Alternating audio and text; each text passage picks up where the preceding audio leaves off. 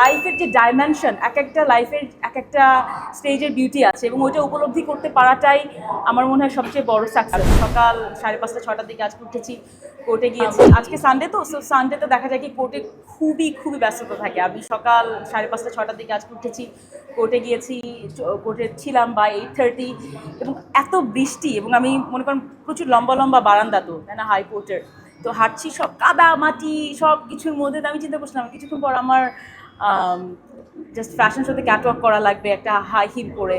So লাইফের যে dimension এক একটা লাইফের এক একটা স্টেজের বিউটি আছে এবং ওইটা উপলব্ধি করতে পারাটাই আমার মনে হয় সবচেয়ে বড় সাকসেস।